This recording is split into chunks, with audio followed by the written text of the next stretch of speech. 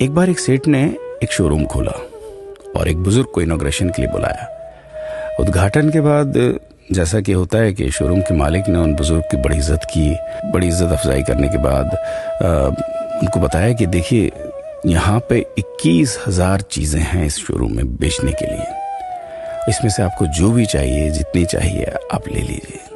बुजुर्ग हंसे और बोले कि इनमें से एक भी चीज़ मुझे जीने के लिए ज़रूरी नहीं लगती। मुझे तो इस बात का ताज्जुब होता है, आश्चर्य होता है कि इंसान इन सभी गैर ज़रूरी चीज़ों का इस्तेमाल करता कहाँ है। अब देखिए, एयर फ्रेशनर के बिना किसकी सांस रुक गई? फेस वॉश का इस्तेमाल नहीं किया तो कौन काला हो गया?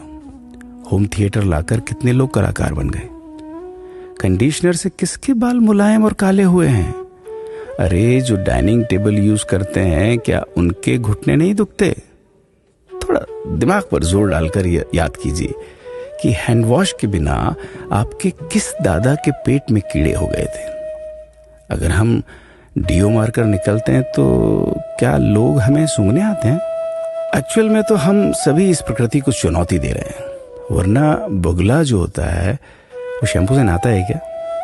मोर अपने रंगों को संवारने या बचाने के लिए कौन सा कंडीशनर या फेस वॉश इस्तेमाल करता है?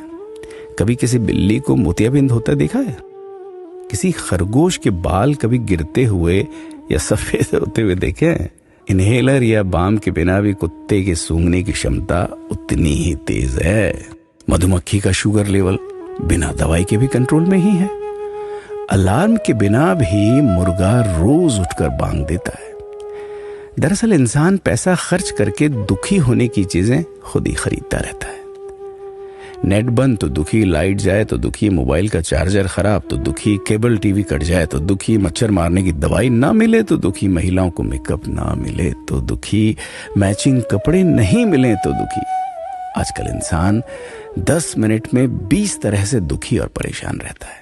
बाकी तो गुड़ की रोटी या प्याज रोटी खाकर हाथों का तकिया बनाकर पीपल के नीचे जो आराम से सो जाता है, उसे दुखी करने के लिए तो फरिश्तों को नीचे आना पड़ता है। ये सब देखा देखी का खेल है।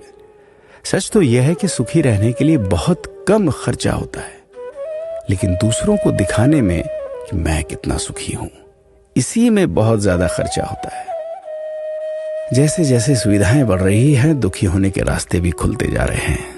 अगर आपको ये सब सच लगता है तो लोगों को जागृत कीजिए और फिजूल खर्च से बचाइए। दोस्तों, खुद सुखी होने के लिए खर्च कीजिए, दूसरों को दिखाने के लिए नहीं। हाँ, लेकिन अपना ख्याल रखिएगा।